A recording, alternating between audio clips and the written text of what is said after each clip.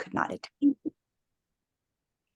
Great. Okay. So my name is Gabby. I'm the community manager at Grapevine. I recognize so many of you. It's wonderful to see you today. We've got Laura, Donna, Jessica, Brittany, who is new on our team. I'll do some introductions for everybody in a moment. So thank you so much for joining us.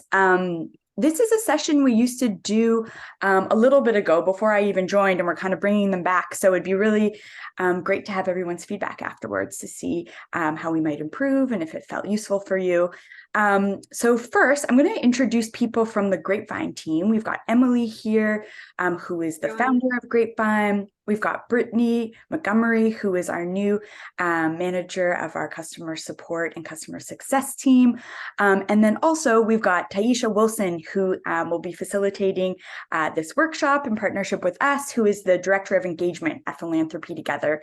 And we have a whole calendar of events for you that we're doing together now, Taisha and I. So it's really exciting to be doing this first Jumpstart one together again. So I am going to now pass it over to Taisha to sort of kick things off. I'm going to go very quickly.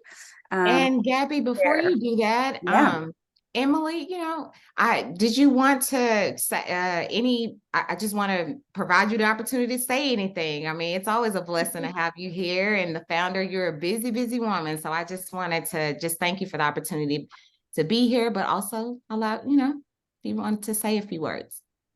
Thanks, Taisha. Thank you all for being here. Yeah, I just wanted to pop in and say hi because we haven't done this in a little bit. I'm very excited to see so many of you on here, and I'm sure we're going to do intros in a minute, but say hi in the chat too and let us know where you're dialing in from. And we started these programs before as a way to help people who are interested in starting new giving circles to get up and running quickly. We felt like there were some simple things that would end up getting in the way up front. And so the idea was, let's see if we can just jump on a call and help people walk through, help just kind of break down through some of these barriers that were coming up that we knew we could help with and get people rolling and just jumping in. So that was really the idea of it. And we've been having more and more people setting up giving circles, interested in starting their own. So that's what inspired us to bring this back and see if this could be helpful. So as Gabby said, excited to see how this goes, excited to hear your feedback on it. And just thrilled to have you joining this movement with us and having your interest in it. It's something that we've been really excited to be a part of. We at Grapevine, we started 3 years ago, I think 1 day apart from Philanthropy Together, Taisha's group. And so we've been partnering ever since then on all sorts of things. And this is just one of those, but collectively together and with the broader movement, just so you know, we now have, we know the movement's moved over $1.3 billion in donations to nonprofits across the country. Yeah, and I know Taisha and her team are doing some really great work updating that research. So we're excited to share some new numbers for you on that soon. And we at Grapevine have also been seeing our community really grow. And we now have over 800 giving circles on the Grapevine platform, more than 50,000 giving circle members. And so just know as you're getting your new giving circle up and going, and this might be a new model, a new movement for you, you're joining a really vibrant, exciting community of people who are diversifying and democratizing philanthropy. And we're all really thrilled you're here and really want to support you on that journey. So that was more than I probably had time to say, but anyway, long story short, thank you for being here. Excited to jump in and support you to get involved. So I'll pass it back to you, Ty.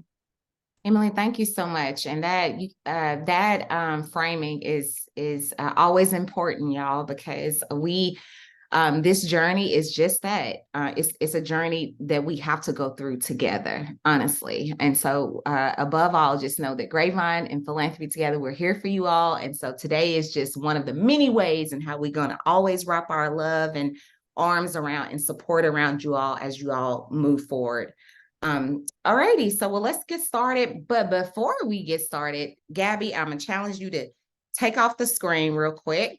because one of the things I like to do with any space, especially in little small spaces like this, y'all, is we have to build community with one another. And so before we get into the training and learning and things, I think it's important for us to know who's in the room. And so I appreciate everyone dropping where they're from in the chat, but we're going to do a very quick little icebreaker for about 10 minutes. It's called I Am of the People Who, and it goes something like this. I am of the people who love pink, right? And so if you love pink, then you can throw up some jazz fingers or whatever the case is. But this is a way for us to get to know each other very quickly. So if you can, we can popcorn around or whatnot, but you introduce yourself, state your city and where you're from, and I am of the people who, and something that you are of the people who. And so Gabby, you want to go next, and then we can popcorn it to the next person. Yeah, okay. I am of the people who... Gabby, you gotta say where you're from. Oh, yes, sorry. I am Gabby. I'm in Toronto. I'm the only Canadian on our team. And I am of the people who are deep, deep into Love is Blind right now. Nice. Okay, I'm gonna pass it to Jessica Gee. Jess G. I am from Chicago, and I am of the people who love cats. I will popcorn to Laura Shaw.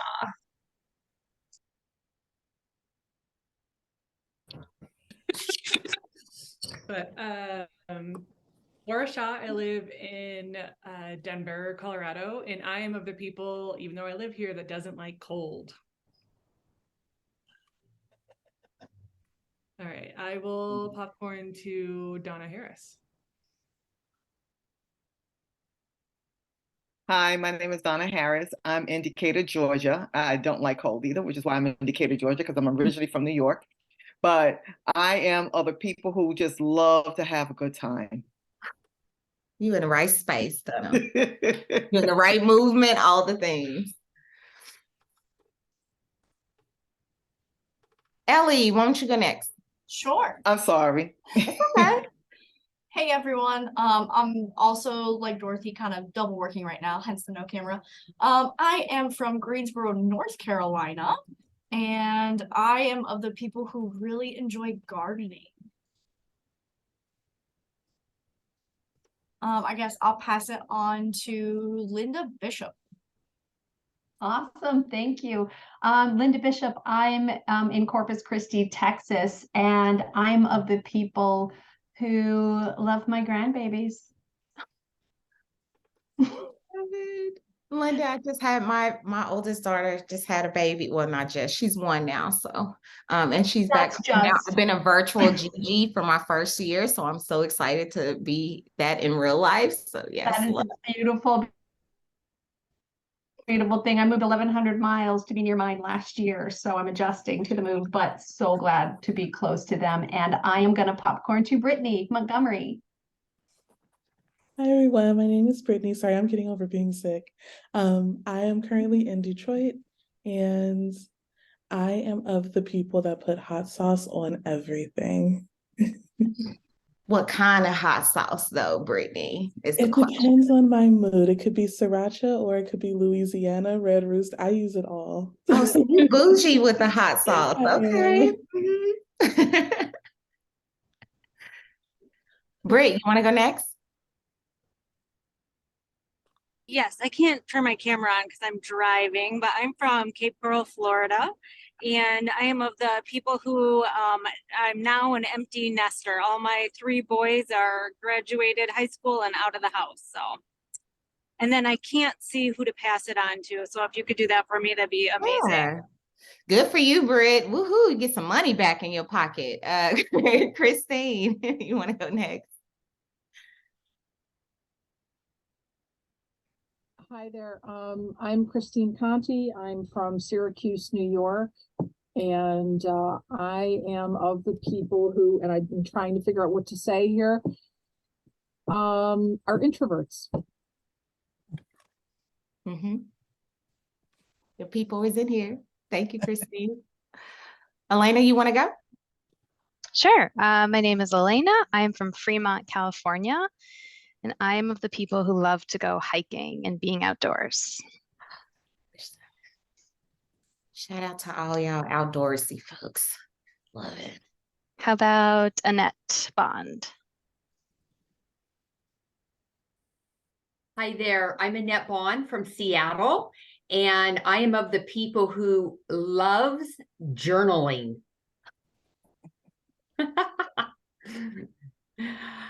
Not who hasn't gone. Laura?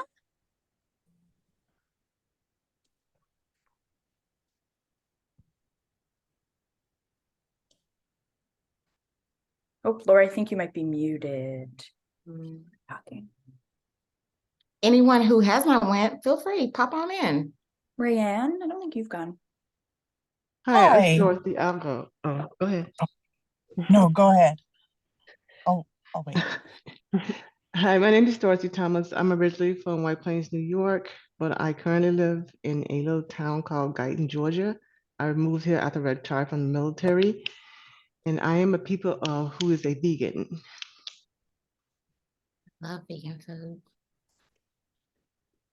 And I'm Rayanne Chamberlain. I'm from Eugene, Oregon, and I am of the people who love racing sailboats.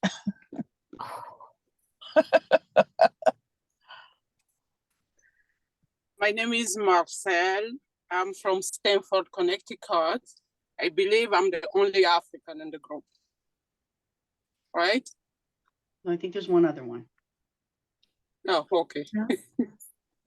Welcome, Marcel. All right, did everyone go?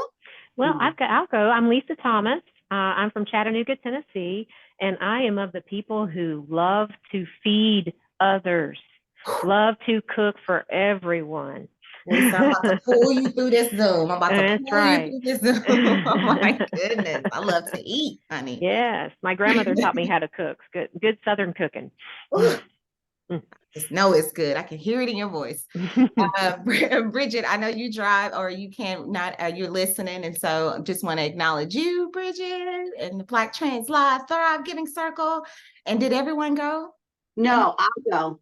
Oh, please, come on.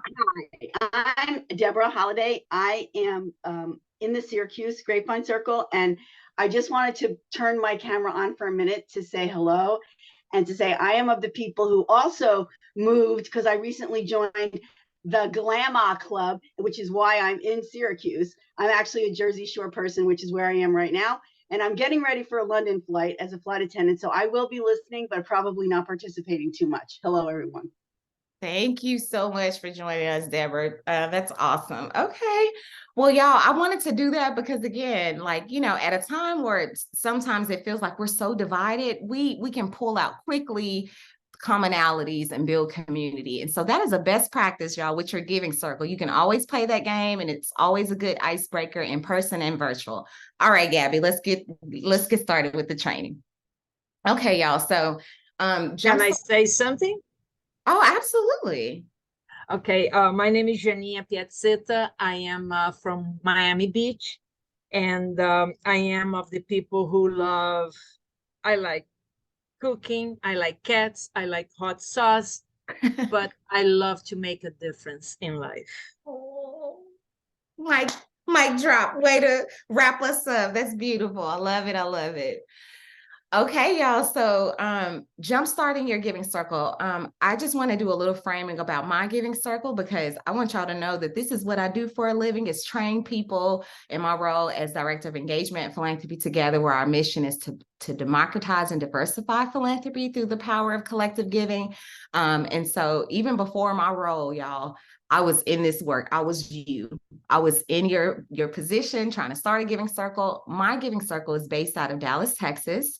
We started in 2017 we launched in 2017 during Black Philanthropy Month.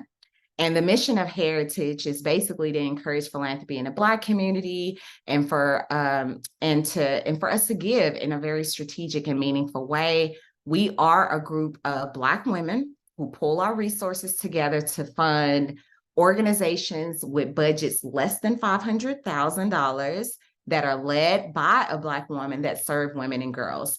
So our mission and our vision and our work is very, very tight and streamlined. But the inception of our Giving Circle started because we noticed so many discrepancies and disparities in the way that funding was allocated here in Dallas, especially to women-led organizations. And then when you throw Black women-led organizations in, it was less than 1%. And so for us, we had to do something about it, just like you all are here to do something about and to solve an issue. And so I just want to share my story. This is my sisters. And so today we've given over $100,000 to a variety of different organizations that have also went on to get more funding and more visibility, because we do a lot of beyond the dollar work. And so I just want to lift this up that yes, this is what I'm here to facilitate today's meeting, but I'm with you all in the trenches on the ground, doing this exact same work with you all. Okay. So that being said, to get started, to jumpstart your Giving Circle, as I did when I jumped on to this Zoom, the first step, there's a few steps that it takes to start a Giving Circle. And the first is to gather. You got to bring the people together. And so we're going to jump in and bring folks together around shared values and build community. That is the first step, y'all. Without your people and without you all having some shared values around why you're giving and why you're doing this work, then we can't even move forward with the next step. So that's the first step always with starting a Giving Circle, is to gather your people and build community. The second step, after we gather, we're then going to discuss, y'all. The beauty of and the uniqueness of Giving Circles and the model itself is that we are bringing in so much diversity. Look at this space right now. We're all from different walks of life, different parts of the U.S. We look differently, but guess what? We have some common visions and goals as it relates to making a difference. And so we discuss these issues. We discuss what we envision, what we want to do. We discuss the issues and learn from one another and allow a safe and open space for us to engage in discourse and to learn together. Gather, discuss. The third step after we discuss the issues is we then are going to decide on where we're going to give our money, time, talent, treasure, all the 5 T's, our ties and testimonies included as well. This part is so fun and exciting for your collective, because this is where, honestly, y'all, this is where we really are trusting one another. Because think about it for a second. We are literally going to decide on where we want to give our money to before we even, we're pulling our resources together even before we decide on the organizations. So there's some trust there, because we are, as a group, you know, with our whatever levels that you guys set, whether it's $500 or $25, whatever the case is, we're already pulling those resources into the pot and then deciding on, we then will decide on where those dollars will be allocated. So from the start, we're building trust with one another. And so this piece right here is exciting because per your Giving Circle, whether you are focused on a specific issue area like food insecurity or climate justice or something else, this is where our giving priorities are in line with our values and with the issue area, focus areas that we've decided to support. So we gather, we learn, we decide. And then the fourth step, once we decide on where those funds should go, we then give it. This is the fun part. This is where we really are become light barriers, and we are funders. Literally, when we pull our funds together and we give out that gift that we have collectively brought into that we have collectively pulled together, and we give it out. We don't hoard it. We don't have endowments or anything like that. Our goal is to quickly and strategically and very intentionally push the money out into the community where it's needed the most. And then the final step, once we give our pooled funds, y'all, we then engage beyond the dollar for a more amplified impact. And this, again, is another uniqueness of the model, because it really is counter narrative to the traditional checkbook philanthropy, where we just give our money and then that's it. Good luck. Great. No, Giving Circle members, our impact is amplified once we give out our gift, and then we then look at our grantees as partners and asking them what other ways and how we can support you all, even beyond our dollar. And this is where we mobilize and bring your members to life and engage them more deeply in community and in partnership with some of your grantee partners. So those are like the 5 key steps to what it takes to jumpstart your giving circle. And then once you engage, Gabby, next slide. After we get engaged beyond the dollar, I did want to lift up this because we have some people start giving circles within a nonprofit organization. And sometimes they'll ask like, well, Ty, how do I, if I'm giving out, this is different if I have a nonprofit organization where I'm going to keep some of those funds versus more traditional giving circles where they give to a variety of different organizations. All of the steps that I just shared to you still applies if you are a nonprofit organization and you're starting AKA donor circle or friends group or fundraising circle, whatever you want to call it. The same principles apply. And that includes building community, educating, the decision making. Everything still applies, right? It's just that whenever your group pulls the resources, then maybe the majority, or if not all of it, stays within the organization. So I want to lift that up because, again, the model can be applied even if you are representing a nonprofit organization. Next slide. From there,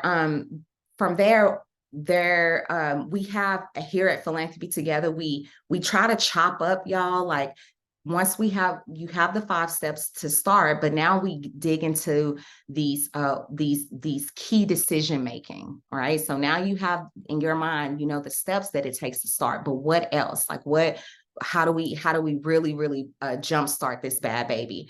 Well, the first thing that you have, these are 2 of the most important first decisions that you as leaders of your giving circle will have to make.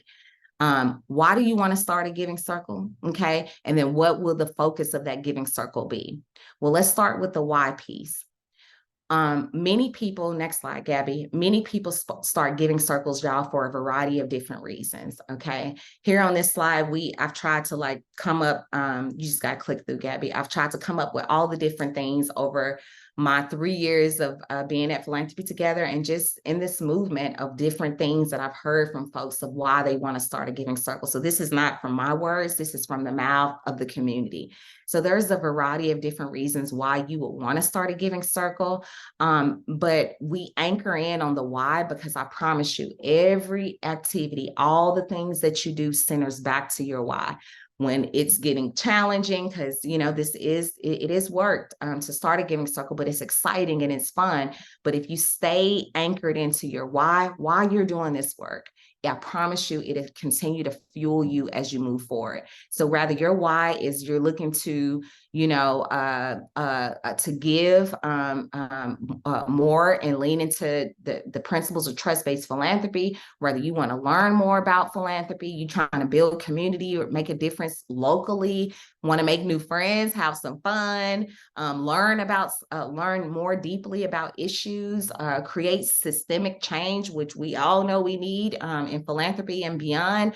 There's a multitude of reasons as to why you're starting Giving Circle, and I would strongly suggest, and we'll have an opportunity for you all to kind of plug in your why later on in this program, but just to center yourself on your why as the leader of your giving circle, because people are going to ask you, and actually your why is part of your storytelling when you go on to recruit more members and you're talking about and giving your elevator pitch of your giving circle, and you're doing all the things to advocate to bring more people into the circle. Your why is going to be at the center of that. So stay centered in that.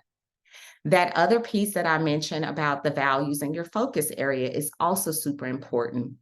What will your giving circle focus on? What does that look like in terms of your values and the focus of your giving circle? And so here's a scope, right? First, we start with our values, which are tied to your why. Like, why would you want to start a giving circle?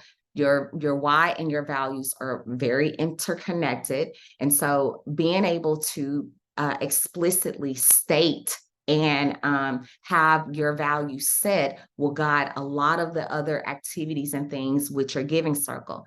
So equity was a value of heritage, for instance. So equity is centered in everything we do, from our grant making processes all the way to how we engage our members. We think of more equitable ways and how we can go about that. And so whether your values are justice or love, if love is at the center and it's a core value of your giving circle, well, how is love showing up in how you engage and love on your grantee partners and your members? If community or transparency is a value of yours, then how does that actually live out loud through the principles and through the actions and activities of your giving circle? And so the why and values are very interconnected.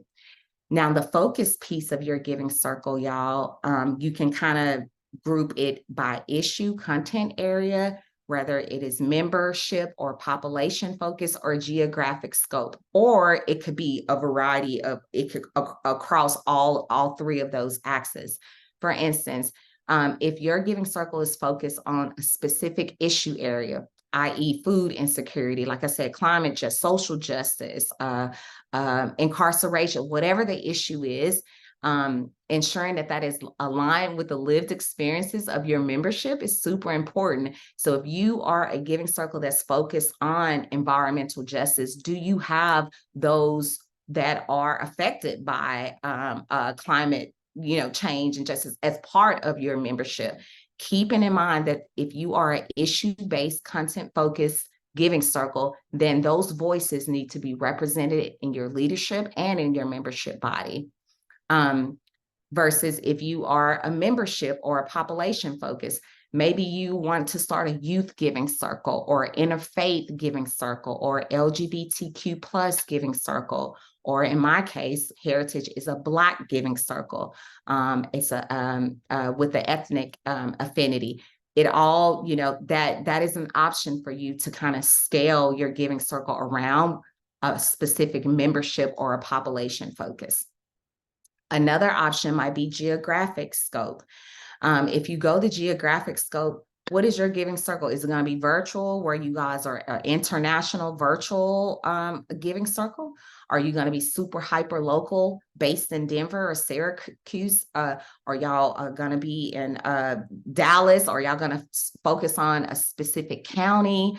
Or all of these things are something for you all to consider, especially as it relates to the capacity building and the scaling of your giving circle. So in thinking about your impact, what does that look like for your giving circle? Do y'all want to be super hyper local, where you feel like you can just hone down locally in your backyard, or are y'all trying to reach nationally or internationally and beyond? These are all decisions that can help you all focus your giving circle on specific issue areas or a membership population focus or a geographic scope. And again, it could be all three, because again, my giving circle is a Black giving circle based in Dallas, Texas. We support nonprofit organizations in North Texas. So you can kind of see how it also could simultaneously kind of go across this axis. Next piece, and y'all, this is conversational, so I will have some time for, we'll definitely have some time for Q&A. So if y'all have any questions, Gabby is monitoring the chat, or just come off audio, and I'm happy to answer them in real time. Once we decide on the why we're doing this work, and we decide on what specific focus area that we're going to do, then we go to the next two key decision points of your circle. How big will it be? How big you want to grow, y'all? Do you want to start small and then scale, or do you want to start big and then go bigger? That all depends on you and your capacity as a leader. And then how much will your members contribute? Again, knowing your audience and knowing your people, these are very important decision making, because again, you want to make sure that your circle is you're able to grow, and that the membership levels and such are in line with what your members can even give. And so next slide, Gabby, let's first look at the how big and the financial contributions. So this is kind of a scale, y'all, that we put together for y'all to have a visual of what this could look like with your circle. If you start small, my circle started small. We started with 7. Actually, we started with 4 founding team members, and then I came on board as part of the founding leadership team. And then, so that was 7. And then we started out with just 4. Our first grant cycle was 14. That worked for us because we were all working in the middle of our careers. We knew that we needed to start small. When you start small, it does give you a little bit more, it definitely gives you a more tight-knit community, a little bit more tighter control around your communications and engagement and all that good stuff. But if you do start small, you do have to line that up with your financial contribution. So if your goal is to, our first year, we'll like to raise $10,000. Well, what does that look like if you only have 10 members? Can your members afford $1,000 each? And so thinking about the size as it relates to your member contributions in the beginning is super important. In terms of like how reaching your fundraising goals, as well as your members' engagement and how much they can contribute. This next middle piece, the 25 to 50, that's what we suggest. That's a sweet spot. We feel that this is a good spot, 25, 50 people. That gives you, enough folks. You still can build some consensus. It's not too big to where you still, it still has that tight-knit community feel. But then also with this amount, you can scale it, your financial contributions a little lower because you have more members type deal. So maybe your members will give, $25 a month or $100 a quarter, times X amount of that 25 to 50 spot can help you actualize your goals. And then versus if you start large, like some of the larger giving circles that are out there, like 100 Women Who Care and Impact 100, those are huge giving circles. They have thousands of members. And so you might want to consider, models where that, you give smaller amounts because you have more members that can contribute. And so all of this is kind of like these are decisions that you and your founding team really need to consider, but at the heartbeat, you got to consider your community. And that goes back to like the focus. If you guys are hyper local, or if your circle is a youth giving circle, can they give $1,000? Probably not. And so you really do have to line up your membership size and the financial contributions and ensuring that it is in alignment with the capacity of what your community has to give. Meet them where they are is what this looks like. All right, so now we've walked through 4 key decision points. The next 2, once we decide on how big we want our circle to be and how much we want our members to contribute, we then want to decide on how often should we meet. How often should we meet, y'all? How often should we give? Are we going to give once a year? We're going to give 2 times a year? Should we meet? Let's think about that. And then how will the giving circle find and decide on these groups to give to? I'm sure you all at some point have thought about that, even sitting here and as you're thinking about your giving circle, how are we going to find these organizations and how do we vet them? How do we do this decision-making together? Next slide, Gabby. Well, how often will you all meet? This is kind of like the top piece is more frequent, less frequent. So we'll kind of break this down. If you all are meeting on a monthly or bi-monthly basis, that could look like 6 to 12 times a year. Does that feel like a lot? It might be, or maybe you're like, no, we really want to meet monthly because we want to start off strong and we want to engage our members, and this is what it is. That's totally doable. And I will lift up that just because you all are meeting monthly doesn't mean you have to give monthly. A lot of circles, they'll have social mixers. Remember, we got to keep this fun, right? All these are volunteers and people giving their time freely. And so your grant cycle might be y'all allocate out once a year, but yet you all are meeting quarterly because you have a mixer combined with some decision-making meetings, so every circle looks differently in terms of the frequency of engagement and the giving cycle. versus if you all are meeting quarterly or semi-annually, that might work for you as well. And I will also share that how you start is not how you will continue. With Heritage, we met bi-monthly in the beginning, but then we scaled down, life got busy, we went monthly. And we've always had just a annual giving cycle, but we have membership meetings monthly. And so again, every circle is different, and you can kind of customize it and tweak it to the personality and the culture that you're setting for your giving circle. But the frequency as it relates to how often you all are meeting will also determine the level of engagement that your members have. The more often you meet, maybe there's more opportunities to engage them better. And then thinking about your annual giving cycle, Grapevine, if you all are using Grapevine. And so thinking about how easy it is really for y'all to pull resources on the platform and to quickly give out those gifts. Maybe your meetings and your giving cycle will line up together. Again, y'all, every circle is very different. And you all will hear that so much with us saying, people will ask questions and I'll say, well, every circle is different, to each their own, but you figure out the right rhythm in terms of your membership meetings and your giving cycle that works best for your group. In terms of finding, go back one more, thank you, Gabby. In terms of finding your nonprofit organizations, y'all, there are 3 different ways in what I want y'all to think about of how you're gonna find these organizations. I'm more on the right side. I'm sorry, I'm more on the left side. Our circle is on the left side, this side. Less work for nonprofits. You have to think about that. If you want the nominations for the members meaning that we do the work.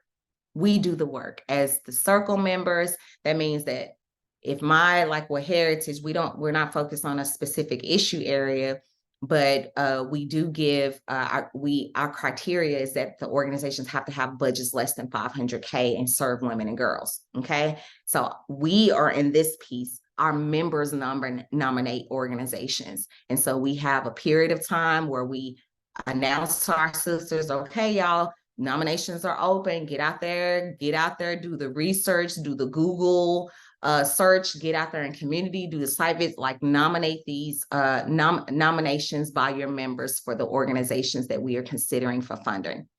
Or you might have an invitation only application. This is kind of right in the middle where it's like your group might suggest organizations that are in alignment with your criteria, and then you all as a giving circle directly reach out to them to invite them to apply. That does kind of limit the organizations that you all will find, because again, it's invitation only. But if you, I think this model is kind of good, because let's just say if you have only $10,000 in your pot to give, and you all want to give $2,000 gifts, well, this will work good, because then you can invite the exact number of organizations that's aligned with what you have to give, versus versus the latter, this open and public application. Y'all might get 50 applications and you only have X amount of money to give. And then what? So these are all things that you need to consider as it relates to finding the nonprofits in alignment with how much y'all have to give, and your community and the nonprofit organizations. There's tons of them in North Texas. I don't know about y'all community, but North Texas has so many of them, which is why we do the nominations by members. I think I have a question in the chat, so let me look. Does the nonprofit have to be local? No, well, you know what, Marcel, it all depends. It goes back to what I'm saying. Every circle is different. It depends on you. If you're focused, remember I said the focus, the geographic, if the focus of your giving circle is that y'all are hyper local in Dallas, so to speak, then yes, then they should be local. But if you all are a national or global giving circle, then yeah, I mean, your reach in terms of nominations or invitation, you guys will have to consider that. How are you going to reach if you're based in New York How are you going to reach the organizations and find organizations in Texas if y'all are national?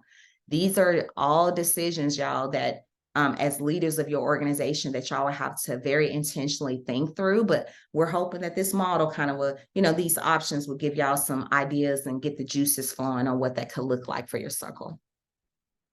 Great question. Okay, next slide, Gabby.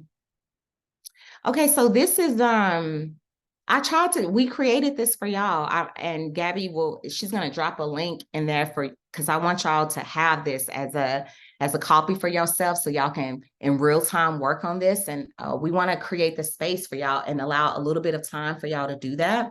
And so we're gonna drop this document in the chat.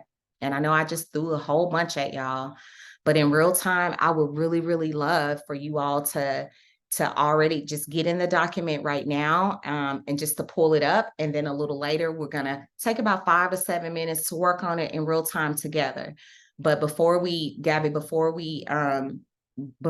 create, give the space for everyone to work on it, I want to give y'all some examples of what that looks like so that y'all are not like, okay, this is kind of confusing.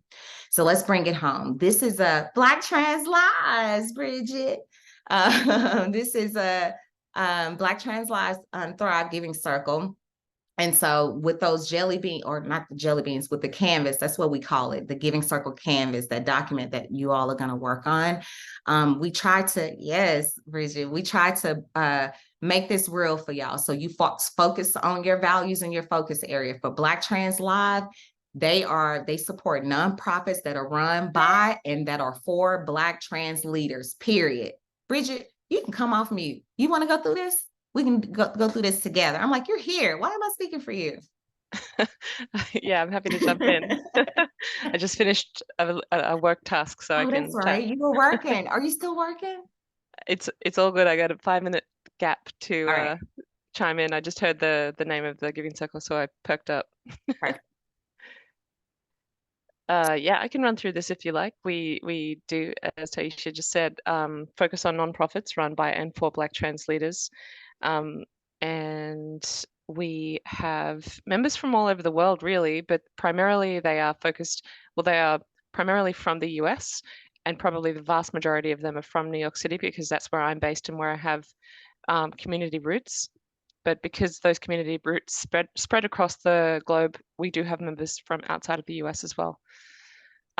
We actually now have over 300 members, so that's really exciting. And that number has grown from June 2020 to now. And by June this year, which would be our 3rd birthday, I guess, we will probably have about 350 members. We recommend that people contribute $25 per month. Some people give less, some people give more, and some people give one-off amounts, depending on if we're running a campaign where it gets a lot of attention. We've set that number because it felt like a reasonably easy amount of money for somebody to just like have taken out of their bank account every month automatically without it hurting the pocket and without it being sort of like a really low dose to contribute. So yeah, the structure of our cycle is that we give monthly. It's automated, obviously, on Grapevine. And we give to a specific nonprofit every we give to them for a quarter. So every 3 months, we vote on a new nonprofit to support, which means that we will support 4 nonprofits in 1 year. We have a giving cycle in the last week of each quarter, if I'm not busy, and we then announce the new nonprofit at the start of the new quarter. And we don't require that our nonprofits engage with us. They can if they want to.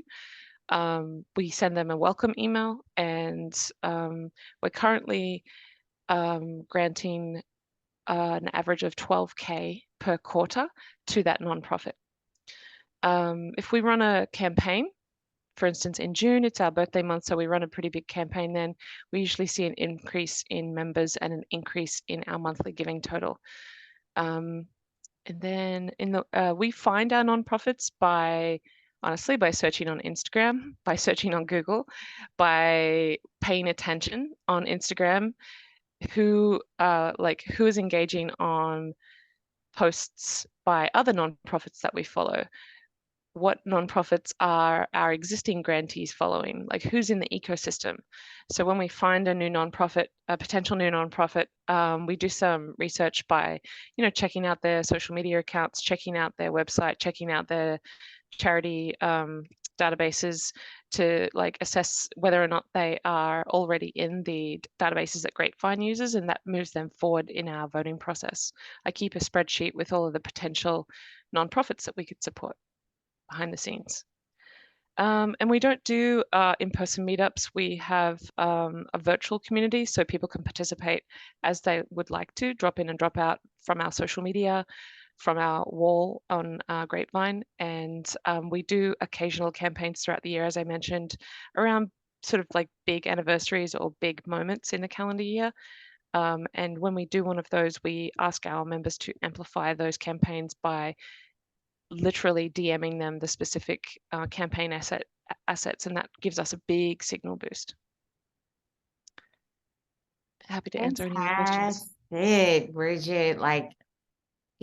Bridget just dropped some real life gems. And I so appreciate you just sharing and elaborating on the structure of your giving circle. And congratulations on a scale, Bridget. I see y'all growing. That's awesome. Any questions for Bridget? Y'all, this is real example of everything that I've kind of talked about in terms of, y'all see that she mentioned that they're virtual, they're global, they give quarterly, but they pull their dollars monthly, all the things. And so this is how that canvas that you all will have access to. This is how you can start thinking through and making those decision points with your founding team. Awesome. Thank you, Bridget, so much. So check them out and support. Next slide. Another one of our faves is Vital Little Plans. Vital Little Plans is an artist collective and a giving circle that supports equitable, creative, and vital plans that are arts-driven and community-led for neighborhoods and places. This is a fun group, super artistic, very diverse group. They are virtual, very similar to Black Trans Lives. They are virtual, national membership. They have about 39 members. I'm sure it's more, actually, they probably have more than that, just similar to Bridget, since we've updated the slide. I like their member contributions. I share with y'all can do what Bridget shared, that their members give monthly.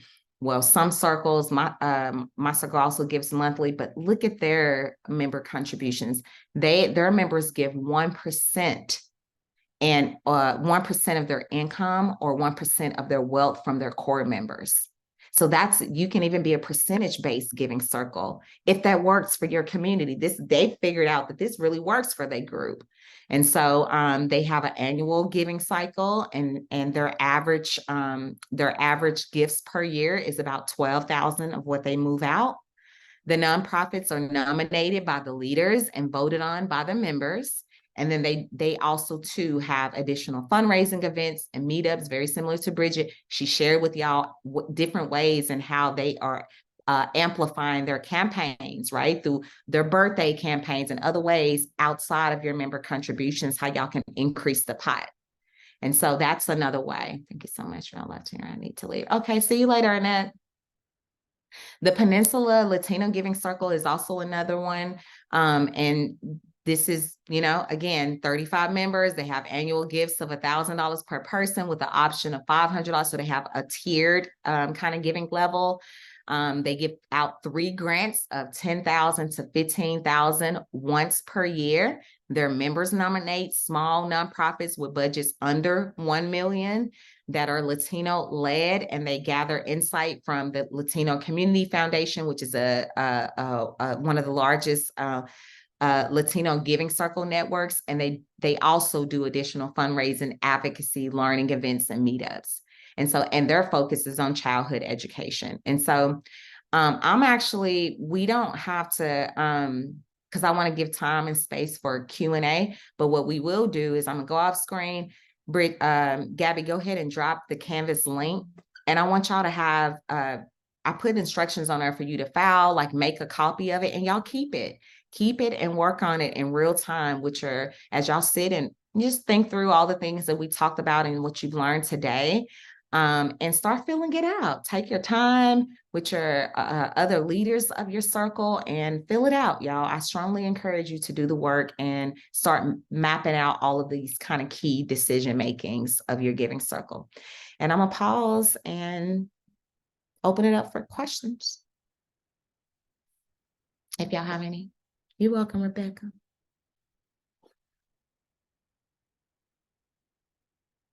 And I also want to make sure that y'all have access to it. Thumbs up, everybody can get in there. Great, awesome. Rebecca, cool. Marcel, okay, everybody can get in there. So just make sure you make a copy, and then that's yours to keep. Rename it as your own, and you can keep it for yourself. Y'all promise to work on it? Yeah? Okay, good. Aisha, any pointers on getting more engagement? So we have about 30 members in our group, maybe 10 are actively donating, but I just can't get anyone to come to the meetings that we set. I can't get anyone to sort of engage with the posts. It's just been very hard to get folks on board. And I didn't know if you had any pointers, or anyone else in this room had any methods for making that situation better or easier. Yeah, Elena, that's a real question. I just want to lift up that engagement for all of us, right now, because people, like, especially post-COVID with everyone eating priorities, right? We're all trying to, so I think engagement is tricky for all of us, but doable. So my first advice for everyone with engagement is start with what's already working. So for with my giving circle, we realized that the ladies the emails and such like that, they really needed, we're an in-person group. And so as much as we wanted to stay virtual and start sending out the comms and such, via email and all that kind of stuff, we realized in-person events really works. We need to have them. And so, Elena, really pay attention to the things that your members are already engaging with. What was something that really got the highest level of engagement with what you've already done, and lean into that a little bit. So I would first start with there, work, piggyback on what is already working. Second thing is ask your members. You got to talk to your members, y'all. Giving circles are tight. We're in this together. And so people come and join in a giving circle, Elena, because they want to be engaged. They want to be there.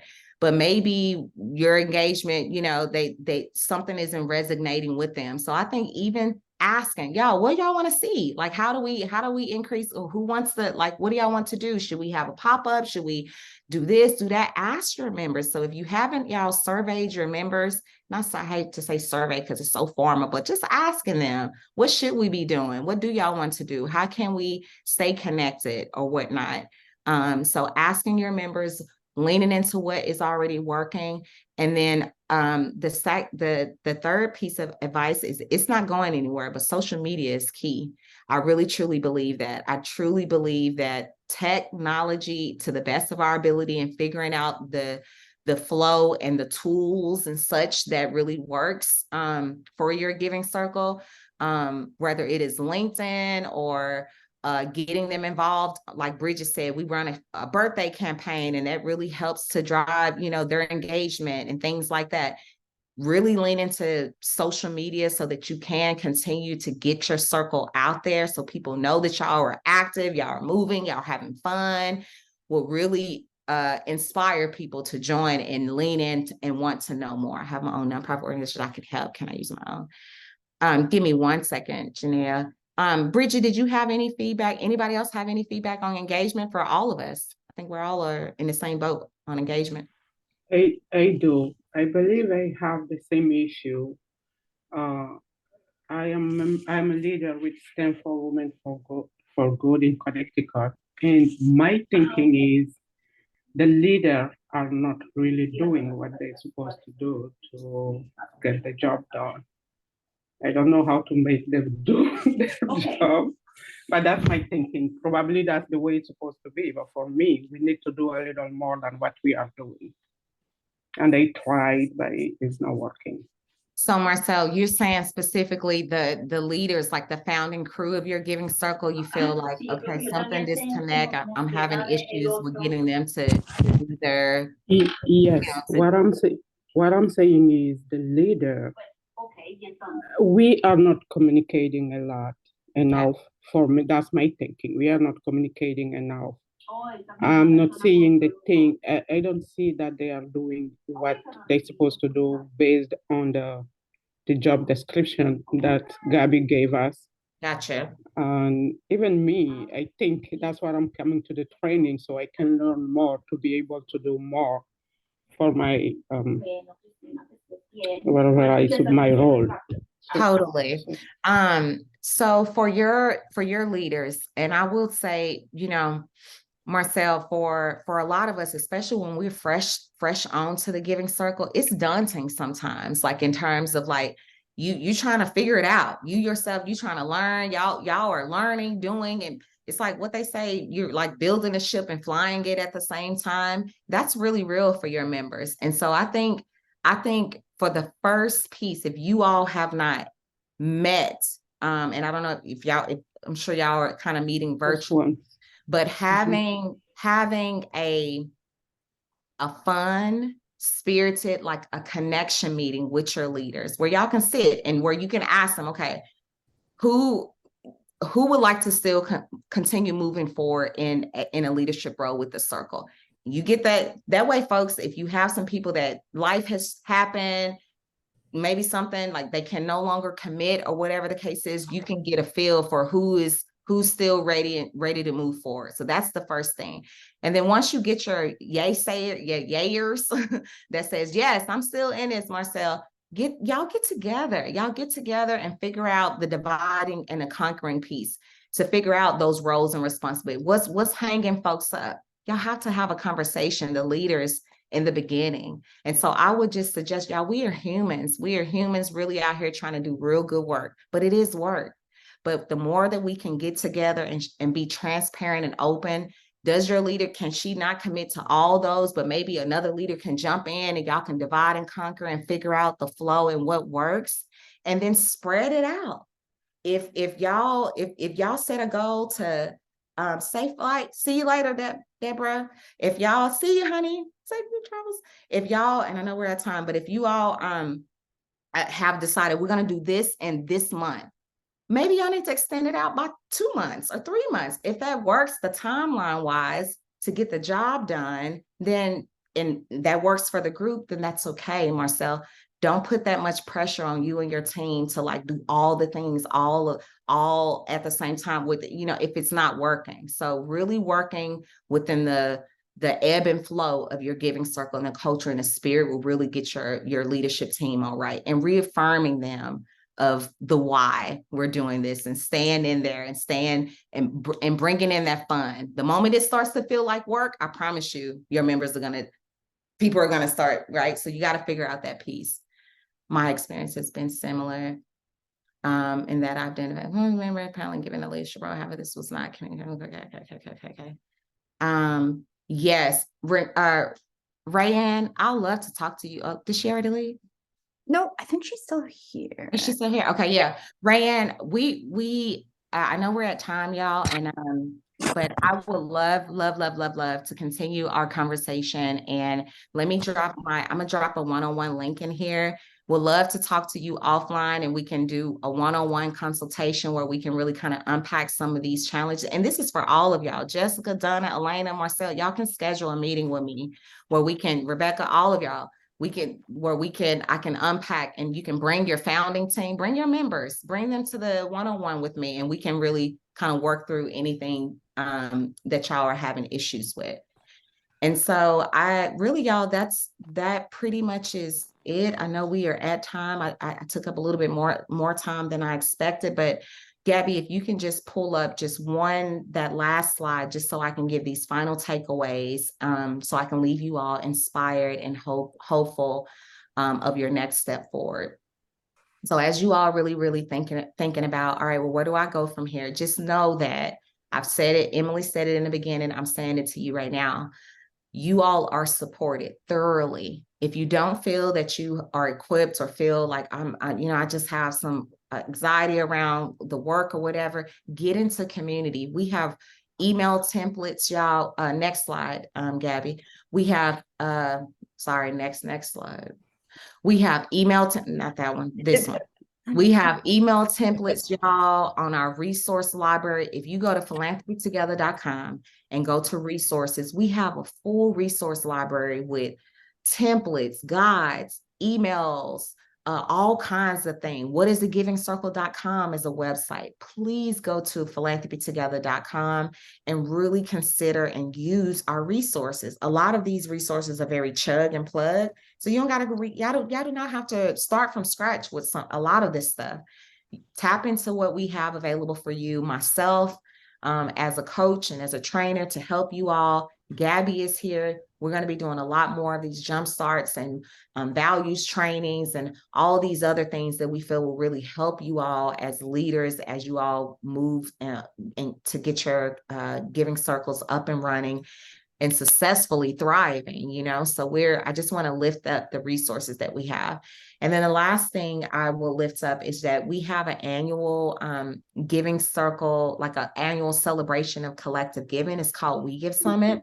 And I would invite all of you out to come join. It's a source of inspiration and it's free. It's called We Give Summit. That also is on our webpage. And I would encourage y'all to go and register. But it's going to be May 2nd through the 4th. It's a virtual celebration. There's going to be tons of sessions. Y'all can pop in. All the sessions going to be recorded. They have entertainments. We host this summit every year. But I think for you all as leaders and as y'all continue to learn, We Give Summit is a phenomenal conference for y'all to learn more about trust-based philanthropy, engagement, all the things, those topics are at We Give Summit. And let me drop my link real quick for you all, and please save it, and you can schedule a meeting with me anytime. Gabby, you want to close us up? Yeah, thank you so much, Taisha. We Give Summit. I just put the link in the chat as well. We're running a session on running hybrid events for your giving circles. So definitely check that out. I will send a follow-up email with all these amazing resources Taisha provided, and also a survey. So let us know if this was useful, what you'd like to see at the next one. And I'll send a recording as well. So thank you so much, everyone, for joining. And we'll see you at the next one. Thanks. See y'all at the next one. Sorry, a second wrong with this link. If y'all want to hang on for a second for me to drop it, I'm gonna find it right now. Yes, here it is.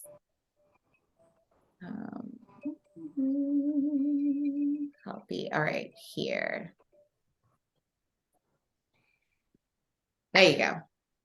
So save that link. Yes, y'all can. That's anytime. We got your back. Y'all hang in there, and you're doing such great work. We appreciate y'all.